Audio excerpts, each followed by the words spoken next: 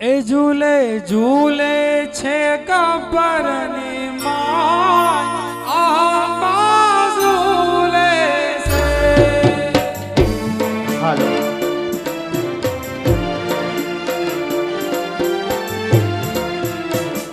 એ ઝૂલે ઝૂલે છે ગબ્બરની માય આંબા ઝૂલે છે.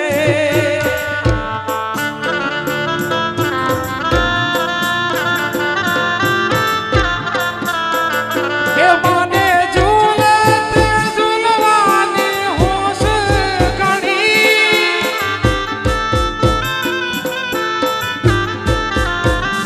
એ તારા ભક્તો ઝૂલાવે ખંભા કહી.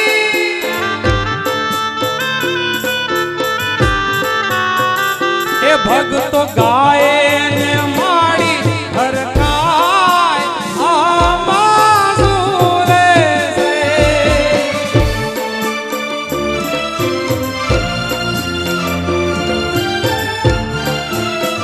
એ મને માવતર મળે તો હું માઈમાં મળો. એ મને માવતર મળે તો હું માઈમાં મળો.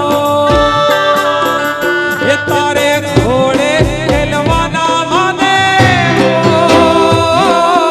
ઘોડે ખેલવાના મને માવતર મળે તો હું માઈમાં મળો. એ મને માવતર મળે તો હું માઈમાં મળો. દેવજી મહારાજ રાજા પરીક્ષિતને કહે છે, રાજન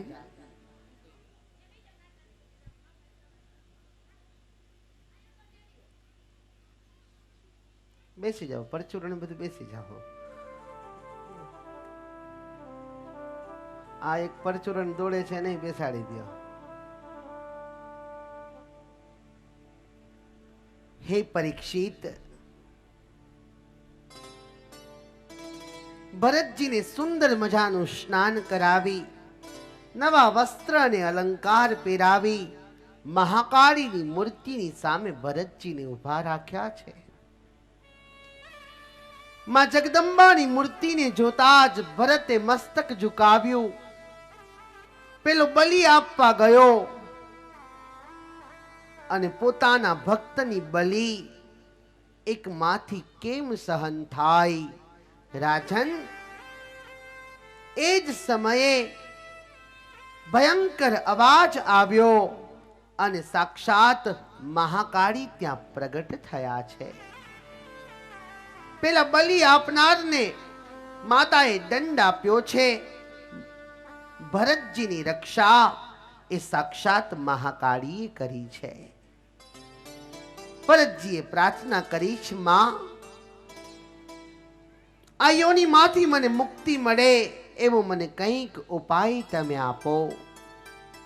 આ જગતના બંધનમાંથી મને મુક્તિ મળે એવો કંઈક પ્રેયનો માર્ગ આપ મને આપો. માતાજીએ આશીર્વાદ આપ્યા છે. ભરતજી આગળ ઇક્ષુમતી નદીના કિનારે આવ્યા. સિંધુ શોવિતનો રાજા રહુગણ અને ભરતજીનો સુંદર મજાનો મિલાપ થયો છે. આગળ સુખદેવજી મહારાજ રાજા પરીક્ષિતને ભવાટવીનું વર્ણન કરે છે. ખગોળ ભૂગોળની વાત કરી, ત્યારબાદ 7 સ્વર્ગ, 7 પાતાળ અને 28 નરકોની વાત શુકાચાર્ય રાજા પરીક્ષિતને કરે છે. અને 28 નરકોની વાત જ્યારે સુખદેવજી મહારાજ રાજા પરીક્ષિતને સંભળાવે, પરીક્ષિતના મનમાં પુનઃ એક વખત ભય ઉત્પન્ન થયો. ષષ્ઠમ સ્કંદના પ્રારંભમાં પરીક્ષિતે પૂછી લીધું કે અજાણતા પાપ કરીએ તો શું એ ફળ ભોગવવું પડે? અને પાપથી બચવા માટેનો ઉપાય શું? એ પાપ નષ્ટ કરવા માટેનો ઉપાય શું? અને ત્યારે શુકાચાર્ય રાજા પરીક્ષિતને અજામિલનું આખ્યાન શ્રવણ કરાવે છે. અજામિલ બ્રાહ્મણ હોવા છતાં પણ બગડ્યો. દુરાચારી, વ્યભિચારી, અત્યાચારી, બ્રાહ્મણત્વનો એક પણ ગુણ અજામિલમાં ન હતો. એક દાસી પત્નીને પોતાની ઘરે લાવ્યો છે અને અજામિલના ગામમાં સંતો આવ્યા છે. ચાતુર્માસનો સંતોનો નિયમ છે. ગામની સીમમાં આવીને બેઠેલા લોકોને પૂછે છે, ભાઈ, આ ગામની અંદર કોઈ પવિત્ર બ્રાહ્મણનું ઘર હોય ના તો પવિત્ર બ્રાહ્મણના ઘરે જઈ અમારે ઠાકોરજીનો થાળ કરવો છે, અમારે મહાપ્રસાદ લેવો છે. પણ ઓટલે બેઠેલા 4-5 લોકો સંતોનો મજાક કરે છે. હા હા બાપજી, અમારા ગામમાં બહુ મોટા બ્રાહ્મણ રહે છે. અજામિલ ભગત એનું નામ છે. ભક્તના તમામ લક્ષણ અમારા બ્રાહ્મણ ભક્તમાં છે. આપ એની ઘરે જાવ. નિર્દોષ સંતો અજામિલના દ્વારે પહોંચે, દ્વાર ખખડાવે. અજામિલ ઘરે નથી. અજામિલની દાસી પત્ની દરવાજો ખોલે અને આજે કોઈ દિવસ નહીં અને પ્રથમ વખત અજામિલના ઘરે સંતોનું આગમન થયું છે. કાસાય વસ્ત્રને પહેરનારા સંતોને જોયા. 2 હાથ જોડીને અજામિલની દાસી પત્ની કે બાપજી, આપના આવવાનું, આપના આગમનનું કારણ પૂછી શકું? અને ત્યારે સંતો કે માં, અમે ચાતુર્માસ કરીએ છીએ. માં, અમારા જીવનનો એવો નિયમ છે, અમારે ઠાકોર જમાડવા છે.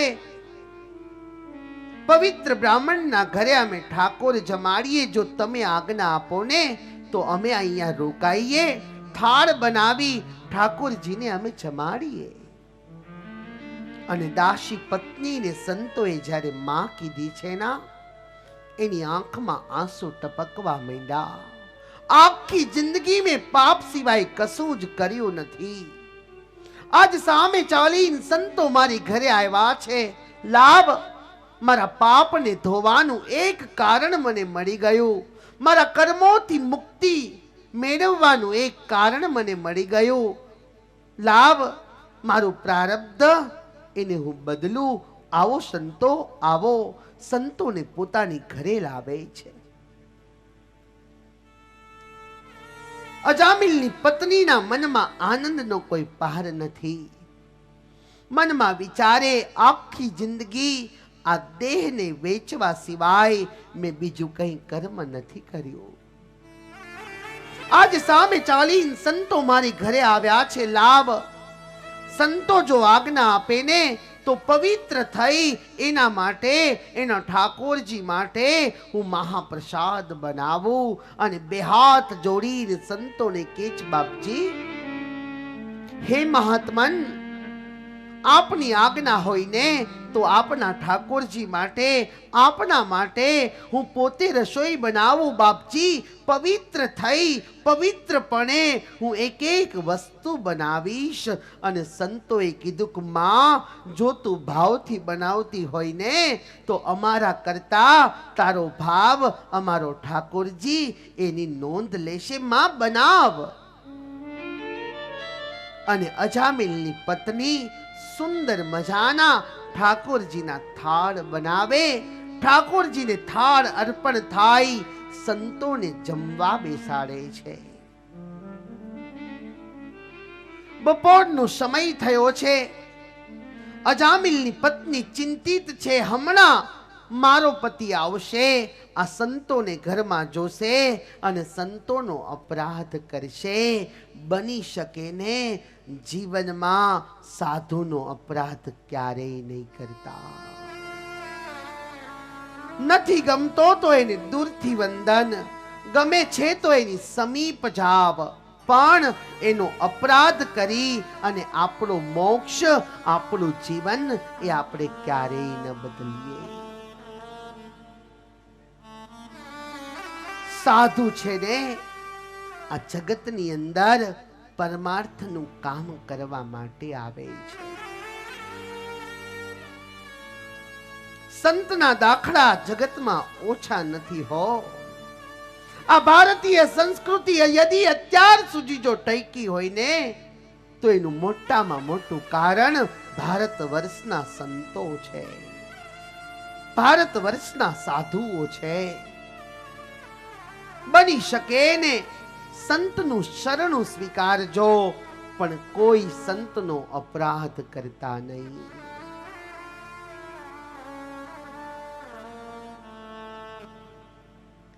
આ જગતમાં સંત સમાજનો થયો, પણ સમાજ સંતનો ક્યારેય ન થયો.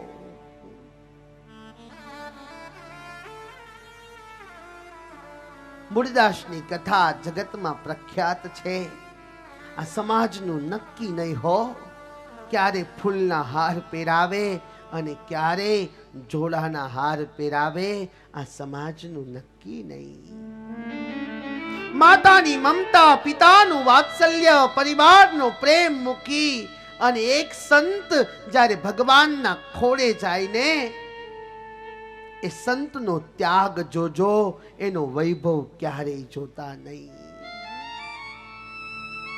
ઘર છોડી તો બતાવો સાહેબ, તમને ખબર પડે ત્યાગ એ શું છે. મને ક્યારેક ક્યારેક બહુ આઘાત લાગે. આ ગાડી સુધી ક્યારે પહોંચ્યા ને એ જો જાણવું હોય ને તો ક્યારેક મારા આશ્રમે આવજો.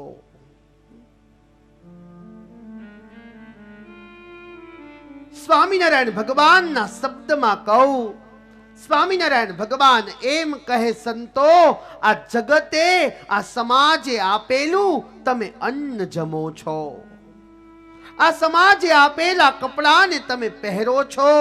સમાજ એક ગણું આપે ના, તમે 1000 ગણું બનાવી અને આ સમાજને સુપ્રત કરજો. ક્યારેક કોઈ સંતને ભાઈ બનાવી એની વેદનાને પૂછજો. ક્યારેક કોઈ સંતને દીકરો બનાવી એની વેદનાને પૂછજો. ક્યારેક કોઈ સંતને મિત્ર બનાવી એની વેદનાને પૂછજો.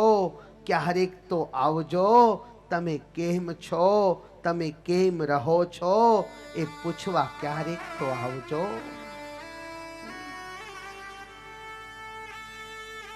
હું ઘણી વખત કહું છું કે આ ચરબી છે ને એ લાડવાની ચરબી નથી સાહેબ, આ ભગવાનની ચુંદડીની ચરબી છે બાપ, આ ભગવાનના ચુંદડીની ચરબી છે.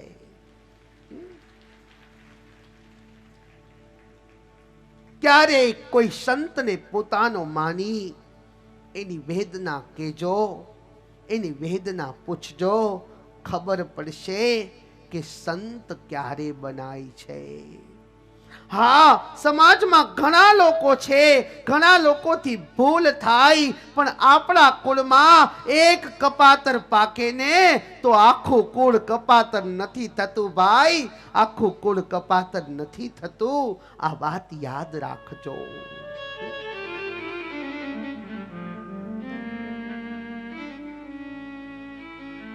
સંતનો અપરાધ થઈ શકે તો ક્યારેય કરતા નહીં. ભારતીય સંસ્કૃતિને બચાવનારો એ સાધુ છે, પછી એ ગમે એવો હોય. રસ્તામાં મસ્તરામ બનીને રખડતો હોય ને, થઈ શકે એને વંદન કરજો. કોઈ સાધુ ભગવા કપડા જેને પહેર્યા છે એનો અપરાધ નહીં, એનો અપરાધ નહીં, બળીને ખાંક થઈ જશો. આજ અજામિલની પત્ની મનમાં વિચારે, હમણાં અજામિલ આવશે, મારો પતિ એને જોશે, આ સાધુડાને જોઈ મારો પતિ એનો અપરાધ કરશે અને અપરાધનું પાપ મને લાગશે. સંતોને બે હાથ જોડીને કહે, બાપજી થોડું જલ્દી જમો ને, બાપજી જમવામાં ઉતાવળ રાખો ને. અને અજામિલની પત્નીનો ભાવ બદલી ગયો ને. સંતો સમજી ગયા. સંતોએ કીધું કે માં, તમારે ક્યાંય બહાર જવું છે? નહીં બાપજી. તો માં, આટલા પ્રેમથી બનાવેલું ભોજન, આટલા પ્રેમથી ઠાકોરજીને ધરાવેલું ભોજન તું ઉતાવળ શા માટે કરે છે? અને ત્યારે અજામિલની પત્ની બે હાથ જોડીને કહે, બાપજી આ બ્રાહ્મણનું ઘર છે, પણ મારા પતિમાં એક પણ ગુણ બ્રાહ્મણનો નથી. અને બાપજી હું બ્રાહ્મણ પત્ની નથી, હું તો દેહ વિક્રય કરનારી, સમાજની તુચ્છ ગણાતી એક ગણિકા છું બાપજી, એક ગણિકા છું. અને ગણિકા શબ્દ જ્યાં નીકળ્યો ને ત્યાં સંતે કીધું, નહીં માં, નહીં, તું સમાજની ગણિકા નહીં, તું તો અમારી માં છે. આજે તારા હાથનું અમે ભોજન કર્યું છે માં. તારો પતિ ગમે એટલો દુશીલ હોય, પણ બાપજી તમે એને ઓળખતા નથી. હમણાં આવશે, તમને મારશે માં. તારા ઘરનું અન્ન અમે જઈ માં. તારા પતિનું સારું થતું હોય ના, તારા પરિવારનું સારું થતું હોય ના માં, તારા પતિનો માર ખાવા માટે પણ અમે તૈયાર છીએ. અજામિલ આવ્યો છે. અજામિલ આવી સંતોને જોવે, આંખો લાલ કરી અને સંતોને કે છે, બાવલાઓ અહીંથી નીકળી જાવ, ને તો એક ઘાને બે કટકા કરી નાખીશ. સંતો કહે, અજામિલ રામ રામ. અરે રામ રામ વાડીના ક્યાં થાવ છો? હાલતી પકડો, ને તો આ તુમડાઓ આયા ને આયા કચર ઘાણ કરી નાખીશ. સંતો હસવા લાગ્યા છે. ભગત, તમારા ઘરનું અમે અન્ન જઈમાં છીએ, તમારા ઘરનું અનાજ અમારા પેટમાં ગયું, અને તમારી જ રાહ જોઈએ છીએ. તમે આવો અને અમને દક્ષિણા આપો. અજામિલ કે, આ ધોત્યાઓ ખેંચી નથી લેતો ને, એ મારી દક્ષિણા સમજો. આ તુમડા અને પથ્થર તોડી નથી નાખતો ને, એ મારી દક્ષિણા સમજો. લાકડીથી ઢોર મારતો નથી ને, એ મારી દક્ષિણા સમજો. સંતો કે, ભગત તારા ઘરનું અન્ન જઈમાં તારે દક્ષિણા આપવી પડશે. અજામિલ કંટાળી ખીચામાંથી રૂપિયા કાઢીને સંતોના સામે ફેંકે. સંત કહે, અમારે રૂપિયા નથી જોતા, તો તમને સોનું આપવું? નહીં નહીં, અમારે સોનું પણ નથી જોતું. તો તમને અમારું ઘર આપવું? નહીં મહારાજ, નહીં, અમારે તમારું ઘર પણ નથી જોતું. તો તમારે જોઈએ છે શું? અને ત્યારે સંતો બોલ્યા, અમારે તારી પાસે એક વચન જોઈએ છે, અમારે બીજું કઈ નથી જોતું, અમારે એક વચન જોઈએ છે. બોલો શું જોઈએ છે? અને સંતે કીધું, તમારી આ પત્ની એક ગર્ભવતી છે, તમારે ત્યાં બાળક થાય ને તો બાળકનું નામ નારાયણ પાડજો, બાળકનું નામ નારાયણ પાડજો. આ સંતની મોટામાં મોટી દક્ષિણા છે. અજામિલ વચને બંધાયા. સમય પછી સમય વ્યતીત થયો. અજામિલને ત્યાં બાળકનો જન્મ થયો, અને બાળકનું નામ સંતે આપેલું વચન પૂર્ણ કરવા અજામિલે નારાયણ પાડ્યું છે. નાનું બાળક છે, ઘરની અંદર ધીમે ધીમે મોટું થવા લાગ્યું. બાળક નાનું વાલું લાગે. અજામિલના મુખમાંથી નારાયણ નામનો ઉચ્ચાર થવા માંડ્યો. નારાયણ, તારી બાને બોલાવજે. નારાયણ, મારી માટે પાણી લાવજે. નારાયણ, મારા બૂટ લાવજે. આખા એ ઘરની અંદર અજામિલના મુખથી નારાયણ નામ એ ગુંજવા લાગ્યું છે. સમય પછી સમય વ્યતીત થયો. અજામિલ એ તંદ્ર અવસ્થામાં પહોંચ્યા છે. યમના દૂતો અજામિલને લેવા માટે આવ્યા છે. ઘટના એવી ઘટી, એક બાજુ યમના દૂતો અજામિલને લેવા આવ્યા અને બીજી બાજુ ભગવાન વિષ્ણુના પાર્ષદો એ લેવા આવ્યા છે. બંને વચ્ચે વાક યુદ્ધ થયું. યમના દૂતો કહે, આ અજામિલે આખી જિંદગી પાપ સિવાય કંઈ નથી કર્યું, એટલે આ યમનો અનુયાયી છે, આને યમલોક પ્રાપ્ત થાય. અને વિષ્ણુના દૂતો કહે, તમે શાસ્ત્ર નથી વાંચ્યા? સાંકેત્યમ પારિહાસ્યમ વા સ્તોભમ હેલનમેવ વા વૈકુંઠ નામ ગ્રહણમ મસેસા ગહરમ વિદુ. કોઈના સંકેતથી ઈશ્વરનું નામ લેવાનું હોય ને એને યમપુરીમાં જવાનો વારો નથી આવતો. અને એટલા માટે જ આપણને ઠેસ લાગે ને આપણે હેરામ બોલીએ, આપણને છીંક આવે ને આપણે હેરામ બોલીએ. વિષ્ણુના દૂતો અને યમના દૂતો વચ્ચે વિવાદ થયો. યમના દૂતો અને વિષ્ણુના દૂતોએ ભગાડ્યા. યમના દૂતો યમરાજને કહે છે કે તમે અમને લખી આપો, અમારે ક્યાં જવું. અને ત્યારે યમરાજ કહે, જીવહાન વક્તિ ભગવત ગુણનામ ધેયમ. જેની જીભ ભગવાનના ગુણો અને તેના નામનું ઉચ્ચારણ નથી કરતી, ચેતશ્ચ ન સ્મરતિ તચ્ચરણારવિંદમ.